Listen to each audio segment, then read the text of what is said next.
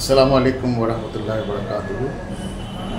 আগামী শুক্রবার অর্থাৎ 25 জুলাই থেকে 27 জুলাই পর্যন্ত যুক্তরাজ্যের আহমদিয়া মুসলিম জামাতের 59তম সালানা জলসা ইনশাআল্লাহ শুরু হচ্ছে।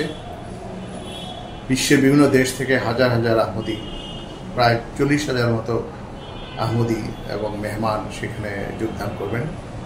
বাংলাদেশ থেকেও একটা বেশ বড় সংখ্যায় প্রতিনিধি দল সেখানে গিয়েছেন এবং প্রতি বছরই আল্লাহ তাআলার ফজলে বাংলাদেশ থেকে প্রতিনিধি দল যান। খাক স্যারেরও অনেকবারই যাওয়ার সুযোগ হয়েছে। 2004 থেকে শুরু করে 2023 পর্যন্ত আল্লাহর ফজলে বেশ অনেকবার আমি জলসায় যোগদান করেছি। জলসা আহমদীদের জন্য একটি সৌভাগ্যের বিষয়, একটা আনন্দের বিষয়, একটা প্রাণের বিষয়, আর এটা একটা আধ্যাত্মিক মিলন মেলা। হযরত মসিহুল ইসলাম যে 1891 সালে যে জলসার ভিত্তি স্থাপন করেছিলেন সেটাই আজ সারা বিশ্বে ছড়িয়ে গেছে।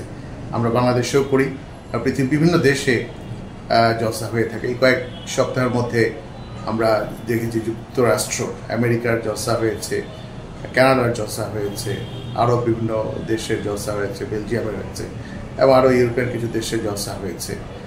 এবং এটা একটা আহমদীদের জন্য একটা খুবই একটা প্রাণের একটা জলসা বা আমি বলবো উৎসব বলতে পারি এটাকে।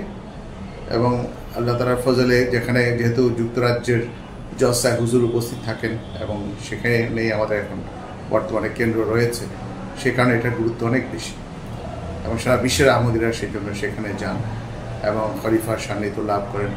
হুজুরের পিছনে নামাজ পড়া, হুজুরের পিছনে হুজুরের বক্তৃতা শোনা, হুজুরের মোলাকাত লাভ করা, অনেক ধরনের সৌভাগ্যের বিষয় সেখানে আছে। তা আলহামদুলিল্লাহ এই বছর আমি যেতে পারিনি, মনটা বেশ অস্থির এবং বেশ মিস করছি বলা যায়, এই জলসায় যেতে পারলাম না। তবে এই জলসা আল্লাহ তাআলার ফজলে কামিয়াবি হোক এবং অনেক অনেক বেশি বরকত দিয়ে আসুক আহমদিয়াদের জন্য, এবং যারা যোগদান করবেন তারা যেন হযরত মসিহুল ইসলামের যে দোয়া তার হাত যেন তারা পেতে পারেন, সেটা যেন সেই জন্য দোয়া করি। একই সঙ্গে আমরা যারা এখানে বসে ভার্চুয়ালি জলসাগুলো দেবো, আমরা যেন সেই দোয়ার অংশ যেন আমরাও পেতে পারি, সেই জন্য সবার কাছে দোয়ার অনুরোধ রইল। সবাইকে আবারও মুবারকবাদ। জলসা মুবারক।